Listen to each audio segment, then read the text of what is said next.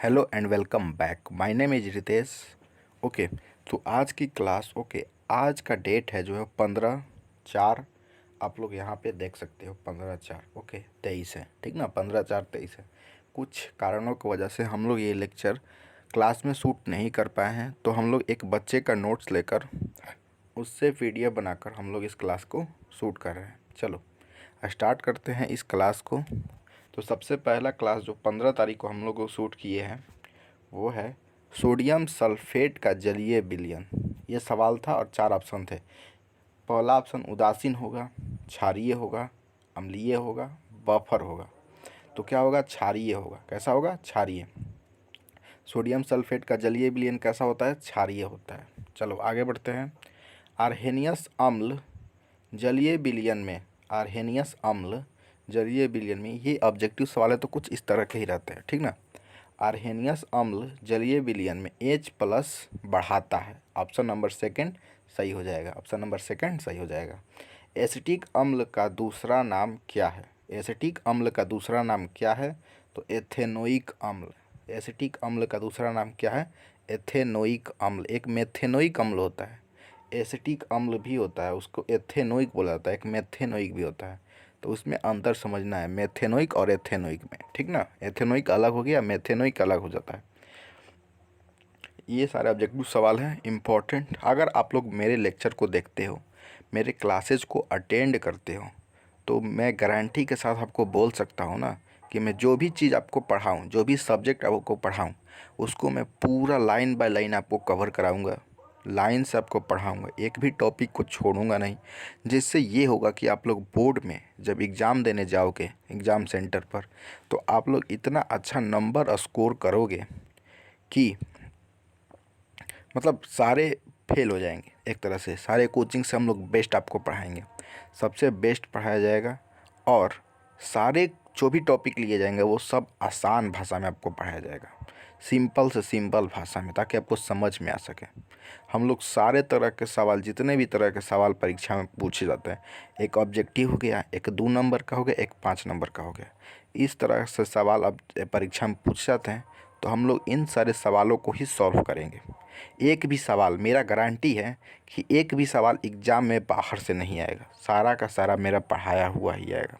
इसलिए आप लोग अगर मेरे लेक्चर अटेंड करते हो तो अच्छे से केयरफुली डे बाय डे करो। जैसे ही मेरे लेक्चर आता है बेल आइकन प्रेस कर दो, जैसे ही मेरे लेक्चर आता है उसको अटेंड करो।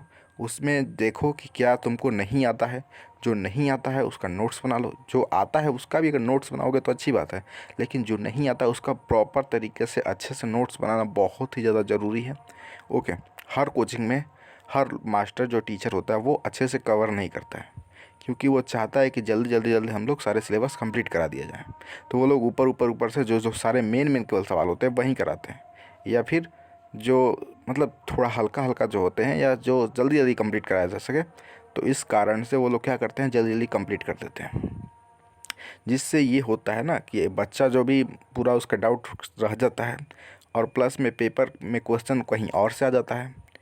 तो ये होता है कि बच्चा को लगता है कि मेरे से बनेगा ही नहीं। तो हम लोग इसी जो ये प्रॉब्लम है इसी का सॉल्यूशन अपने कोचिंग में करते हैं। हम लोग एक भी टॉपिक को छोड़ते नहीं हैं, भले टाइम जितना भी लग जाए, कोई कितना भी लग जाए, उससे कोई फ़र्क नहीं पड़ता है। हम लोग सारे लेक्चर्स में जो भी क्वेश्चन लाइन बाय लाइन आते हैं, हम लोग सारे लेक्चर कवर करते हैं, सारे टॉपिक को कवर करते हैं। और ऐसा हो नहीं सकता ना कभी भी कि हमारे लेक्चर में जो क्वेश्चन करा दिया गया है उससे बाहर से सवाल आ जाए परीक्षा में, ऐसा नहीं हो सकता है। और अगर कोई आपको टॉपिक समझ में नहीं आए तो प्लीज़ मेरे को बताइए, कमेंट करिए, मैं उसके लिए एक्सप्लेनेशन वीडियो फिर से आपको लाने का प्रयास करूँगा। और कुछ दिनों से जो वीडियो आ रहे हैं उसका क्वालिटी थोड़ा सा डाउन हो रहा है। आगे से हम लोग जब भी बिजली का प्रॉब्लम होगा तो हम लोग इसी तरह से लेक्चर शूट करेंगे, ताकि आपको कोई भी देखने में जो भी ये लिखा हुआ है उसको देखने में आपको परेशानी ना हो। ओके, तो लाइन के प्रॉब्लम की वजह से हम लोग ऐसे ही लेक्चर शूट करेंगे। जिस दिन लाइन रहेगा या जिस दिन लाइन की समस्या नहीं रहेगी, लाइट की समस्या नहीं रहेगी, तो हम लोग उस दिन कैमरा से शूट करेंगे। ओके, चलो, तो आई होप आपको समझ में आया होगा 2-4 बात जो मैंने आपको बताई। चलो आगे बढ़ते हैं, और आगे हम लोग ये जानते हैं, इसको थोड़ा सा जूम कर लेते हैं। अगला सवाल है निम्नांकित में किस अवस्था में, ये थोड़ा सा मिस्टेक हुआ है यहाँ पे, निम्नांकित में किस अवस्था में एसिटिक अम्ल विद्युत का संचालन करता है? तो कोई भी अम्ल जो होगा वो जलीय विलयन में होगा तभी वो विद्युत का संचालन करेगा, वरना वो गैसीय अवस्था में रहेगा तब नहीं करेगा, या फिर वो ठोस अवस्था में रहेगा तब भी नहीं करेगा। उसके लिए जलीय विलयन का होना जरूरी है। कोई भी अम्ल या कोई भी क्षार जलीय विलयन में रहेगा तभी वो बिजली का चालन करेगा। चलो आगे बढ़ते हैं। जलीय विलयन में एसिटिक अम्ल का आयतन, जलीय विलयन में एसिटिक अम्ल का आयतन, जलीय विलयन में एसिटिक अम्ल का आयतन आंशिक रूप में होता है, ठीक ना, आंशिक रूप में होता है। ये एक तरह का दुर्बल अम्ल हो जाता है, आंशिक रूप में होता है। अम्ल का आयतन तनुता के साथ, अम्ल का आयतन तनुता के साथ, यानी तनुता मतलब गाढ़ा के साथ, कितना गाढ़ा, गाढ़ा होगा तो आयन भी बढ़ेगा। अगर गाढ़ा होगा, अगर उसकी जो होता है ना, उसकी तनुता अगर बढ़ेगी, तनुता यानी गहराई, गाढ़ापन, गाढ़ा होता है ना कोई गाढ़ा, तो अगर वो तनुता बढ़ेगा तो उसका आयन भी बढ़ेगा, अगर तनुता घटेगा तो आयन भी घटेगा, इस तरह से होता है। तो इसका ऑप्शन नंबर 1 टिक हो जाएगा। आगे बढ़ते हैं। निम्नांकित में कौन हाइड्रोनियम आयन है? हाइड्रोनियम है, ठीक है। निम्नांकित में कौन हाइड्रोनियम आयन है? तो हो जाएगा पहला ऑप्शन ही H3O+। आगे बढ़ते हैं। अम्ल विलयन में कौन सा आयन देता है? मैंने पहले ही आर्हेनियस के नियम जब मैं लिखवा रहा था तभी मैंने करा दिया था कि अम्ल जल में कौन सा आयन देता है, तो H+ देता है, H+। ऑप्शन नंबर 3 करेक्ट हो जाएगा। अगले साइड पे चलते हैं और अगला पे देखते हैं हम लोग को क्या पढ़ना है। अगला पे हम लोग को जानना है किसी विलयन के pH मान 4 है तो विलयन कैसा होगा? अगर कोई विलयन है उसका pH मान अगर 4 है तो वो विलयन कैसा होगा? वो होगा अम्लीय, क्योंकि वो 7 से कम है। क्यों है? 7 से कम है। 7 से कम होता है तो वो अम्ल, 7 होता है तो उदासीन, और 7 से ज़्यादा होता है तो क्षारीय होता है। तो 4 क्या है? 7 से कम है, तो हम लोग अम्लीय होगा पर टिक लगाएंगे। आगे बढ़ते हैं। निम्नांकित में कौन विलयन प्रबल अम्लीय है होगा? निम्नांकित में कौन सा विलयन प्रबल अम्लीय होगा? प्रबल अम्लीय बोल रहा है, ठीक ना, अम्लीय यानी कि प्रबल अम्लीय होना चाहिए, यानी कि pH मान जितना कम हो सके। सबसे कम किसका pH मान है? पहला में है 4.5, दूसरा में है 0, तीसरा में है pH मान 14। ये तो ज़्यादा हो गया ना, 2 और 3 दोनों नहीं। यहाँ पे ऑप्शन नंबर 2 करेक्ट हो जाएगा, क्योंकि pH मान 0 है, वो सबसे कम है, तो इसका मतलब ये क्या हो जाएगा? ये प्रबल अम्ल हो जाएगा। आगे बढ़ते हैं। प्रबल, बहुत ही ज़्यादा प्रबल अम्ल होगा। उदासीन विलयन का pH मान कितना होता है? मैंने अभी ऊपर बता दिया कि 7 होता है, और मैंने पीछे के कई सारे लेक्चर में आपको बताया हुआ है ऑलरेडी। उसके बाद है नींबू के खट्टा स्वाद को ख़त्म करने के लिए निम्नांकित में किसका प्रयोग सबसे अधिक उपयोग किया जा सकता है? तो पहला है चीनी। चीनी तो कर नहीं सकते हैं। खाटा को अगर क्या बोलते हैं, खाटा ख़त्म करना है ना, तो या तो उदासीन कर दो या क्षारीय कर दो, ये दो कर सकते हैं। पहले उदासीन होगा फिर क्षारीय होगा, तो हम लोग क्या करेंगे, उसमें कोई ना क्षारीय पदार्थ डालेंगे। चीनी तो मीठी होती है, ये अम्लीय होती है, इसका pH मान 6 होता है, तो ये नहीं डाल सकते हैं।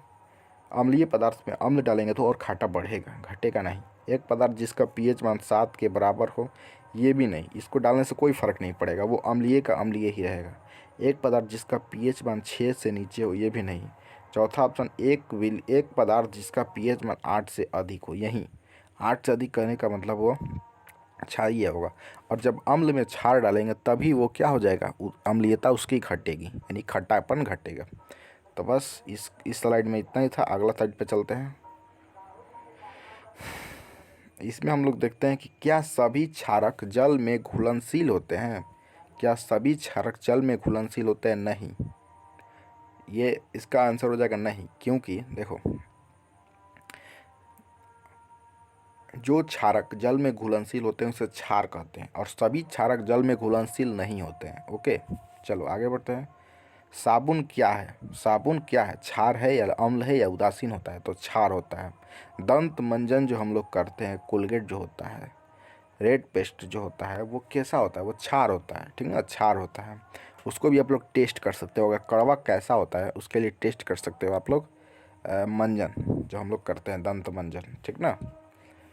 ताज़ा दूध का पीएच मान कितना होता है? ताज़ा जो दूध होता है उसका पीएच मान 6 होता है, यानी कि जस्ट उदासीन से एक कदम पीछे, इसलिए हम लोग को वो खट्टा भी नहीं लगता है। मानव शरीर का पीएच प्रास कितना होता है? यानी कि मानव शरीर का पीएच मान कितना से कितना तक हो सकता है? तो मानव शरीर का पीएच मान 7 से लेकर 7.8 तक हो सकता है, यानी कि उदासीन से लेकर क्षारीय तक जाता है। ठीक ना, उदासीन से लेकर क्षारीय तक जाता है। ये देखो यहाँ पे यह छोड़ दिया है अम्लीय वर्षा, या अम्लीय होगा। अम्लीय वर्षा का पीएच मान कितना होता है? तो 5.6 से कम होता है। ठीक ना, अम्लीय वर्षा का पीएच मान कितना होता है? तो 5.6 से कम होता है। देखो क्लास में थोड़ा सा हम लोग जल्दी जल्दी लिखवाते हैं, ठीक ना, ताकि जो भी लिखवाएंगे वो अच्छे से रिकॉर्ड हो जाए, या रिकॉर्ड होने के लिए नहीं बल्कि ज़्यादा से ज़्यादा हम लोग सिलेबस कवर कर पाएँ। ओके, ज़्यादा से ज़्यादा सिलेबस करने से ये होगा कि हम लोग जल्दी जल्दी ख़त्म कर पाएंगे, क्योंकि सिलेबस थोड़ा सा हम लोग खुद मैं बड़ा करके पढ़ाता हूँ। ठीक ना, छोटा रहता है फिर भी मैं बड़ा करके बताता हूँ, ताकि जो सामने वाला बच्चा है वो अभी पढ़े ही पढ़े, उसका डाउट भी ख़त्म हो जाए जो भी डाउट है, और आगे जब पढ़ेगा तो उसको वहाँ भी काम करेगा वो। ओके, उसको वहाँ भी काम करेगा। और बोर्ड में कोई भी टीचर कैसे भी घुमाकर क्वेश्चन दे दे, एग्जाम में कोई भी टीचर कैसे भी घुमाकर क्वेश्चन दे दे, वो बच्चा सॉल्व कर लेगा, क्योंकि वो एक्स्ट्रा पढ़ा हुआ है एक तरह से। ठीक ना, एक्स्ट्रा पढ़ा हुआ है, और हम लोग वही पढ़ाते हैं जो एग्ज़ाम में आने के चांसेज होते हैं, चांसेज। ठीक ना, वही चांसेज होते हैं।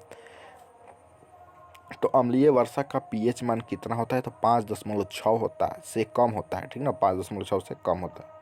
वर्षा को कब अम्लीय वर्षा कहते हैं? मतलब कोई वर्षा हो रही है तो उसको हम लोग कब अम्लीय वर्षा कह सकते हैं? तो इसका जवाब होगा कि जब वर्षा का पीएच मान 5.6 से कम हो जाता है तब अम्लीय वर्षा होती है, उसे अम्लीय वर्षा कहते हैं। जब पीएच मान उसका जब वर्षा हो रही है उसका पीएच मान अगर 5.6 से कम हो जाता है तो उसे हम लोग अम्लीय वर्षा कहते हैं। अम्लीय वर्षा हमारे लिए बहुत ही ज़्यादा खतरनाक होती है, हानिकारक होती है। इसीलिए बोला जाता है कि जो पहली वर्षा होती है उसमें नहीं भीगना चाहिए, क्योंकि वो एक तरह से अम्लीय वर्षा होती है, क्योंकि वो साल भर जितना भी अम्ल धूल कण वो सब अभिक्रिया करके एक ही बादल में समाई हुई रहती है। तो वो एक तरह से जब पहली वर्षा होती है तो अम्लीय वर्षा होती है, जिसके वजह से हम लोग को पहली वर्षा में क्या होती है, एक तरह से तबीयत खराब होने लगती है, भीगने से चुनचुनापन शरीर में ले लेता है। ठीक ना, तो इस तरह से ये अम्लीय वर्षा होती है, तो हम लोग उससे बचाव करना चाहिए। और अगर पीएच मान 5.6 से कम हो जाता है तो उसे अम्लीय वर्षा कहते हैं। आई होप आपको कोई डाउट नहीं होगा, और इससे आसान भाषा में तो कोई नहीं पढ़ा सकता भाई, कोई भी नहीं। चलो आगे बढ़ते हैं। शुक्र ग्रह का वायुमंडल कैसे पदार्थों से बना है? शुक्र ग्रह जो हमारा पड़ोसी ग्रह है वो कैसे पदार्थों से बना है? उसका वायुमंडल तो सल्फ्यूरिक अम्ल से बना है, जो कि एक खतरनाक अम्ल होता है। सल्फ्यूरिक अम्ल एक खतरनाक अम्ल होता है। पृथ्वी की जुड़वा बहन किसे कहते हैं? तो ये शुक्र ग्रह को कहा जाता है। मैंने ऐसे ही उसको लिखवा दिया था, ठीक ना, ये आपके सिलेबस का सवाल नहीं है, शायद भूगोल में पढ़ना भी है शायद आपको। चलो आगे बढ़ते हैं। अपच के समय पेट में दर्द क्यों होता है? अपच के समय पेट में दर्द क्यों होता है? तो अपच के समय पेट में ज़्यादा मात्रा में अम्ल बन जाता है, इसीलिए पेट में दर्द होता है। जब अपच होता है तो उस समय क्या होता है, पेट में ज़्यादा मात्रा में अम्ल बन जाता है, इसीलिए पेट में दर्द होता है। अपच के समय होने वाला पेट दर्द को कैसे ठीक करें? तो दुर्बल क्षार का उपयोग करें। जब अपच होता है तो उसमें क्या बनता है, अम्ल बनता है, तो उस समय हम लोग दुर्बल क्षार का उपयोग कर सकते हैं। ठीक ना, दुर्बल क्षार का, अम्लीयता को ख़त्म करने के लिए हम लोग क्षार का उपयोग करते हैं, तो उसमें हम लोग दुर्बल क्षार का उपयोग करें, ताकि हम लोग को हानि ना पहुँचे ज़्यादा भी खा ले तो। दुर्बल क्षार जैसे मैं लिखवाया है मैग्नीशियम हाइड्रोक्साइड, इसको ही इंग्लिश में बोलते हैं मिल्क ऑफ मैग्नीशियम, इसका दूसरा ही नाम बोल सकते हैं मिल्क ऑफ मैग्नीशियम। इसका उपयोग कर सकते हैं हम लोग अपच के समय दर्द कम करने के लिए। या फिर खाने वाला सोडा भी हम लोग खा सकते हैं, क्योंकि वो भी एक तरह का क्षारीय पदार्थ होता है। कब मैग्नीशियम हाइड्रोक्साइड का उपयोग किया जाता है? तो अपच के समय, मैंने ये भी बता दिया था, और भी बहुत सारे किया जाता है, बट एक आंसर ये भी होगा कि अपच के समय हम लोग मैग्नीशियम हाइड्रोक्साइड का उपयोग करते हैं। दांत के बाहरी परत को क्या कहते हैं? दांत के बाहरी परत को क्या करते हैं? तो इनेमल, इसको हिंदी में दंतवल्क बोलते हैं। क्या बोलते हैं? दंतवल्क, इनेमल, दंतवल्क। इनेमल किस चीज़ से बना होता है? तो कैल्शियम फॉस्फोट से बना होता है, फॉस्फेट, कैल्शियम फॉस्फेट से। मधुमक्खी डंक मारने पर एक घरेलू उपाय बताएं। खाने वाला सोडा या बेकिंग सोडा, उसी का नाम है खाने वाला सोडा का बेकिंग सोडा। ये हम लोग एक घरेलू उपाय है, अगर मधुमक्खी ने आपको काटा या चींटी ने काटा या फिर एक खाड़ा होता है वो काट ले, तो उस समय हम लोग ये घरेलू उपाय कर सकते हैं, ठीक ना। अगर बिच्छी भी काटी तो उसने भी मेथनोइक अम्ल ही छोड़ती है वो। उस समय भी हम लोग खाने वाला सोडा या बेकिंग सोडा हम लोग जहाँ काटी है वहाँ पर हम लोग लगा सकते हैं, क्योंकि वो अम्ल छोड़ता है और खाने वाला सोडा एक क्षारीय पदार्थ होता है। या फिर हम लोग मैग्नीशियम हाइड्रोक्साइड का भी उपयोग कर सकते हैं, क्योंकि ये भी तो एक तरह का क्षारीय पदार्थ ही होता है ना, क्षारीय पदार्थ ही होता है। तो उस समय हम लोग वहाँ वो भी उपयोग कर सकते हैं। चलो आगे बढ़ते हैं, अगला पेज पे चलते हैं। अब अगला यहीं पे ख़त्म कर देते हैं, क्योंकि 15 तारीख को हम लोगों ने इतना ही क्लास में सवाल सॉल्व किए थे। ओके, तो बस इस लेक्चर को यहीं पे ख़त्म करते हैं। अगले क्लास में हम लोग मिलेंगे, नेक्स्ट चैप्टर या फिर जो थोड़ा बड़ा सवाल बचा होगा उसको सॉल्व करेंगे और नेक्स्ट चैप्टर स्टार्ट करेंगे। फिर इसके बाद इसका टेस्ट लिया जाएगा। चलो tata bye bye, see you.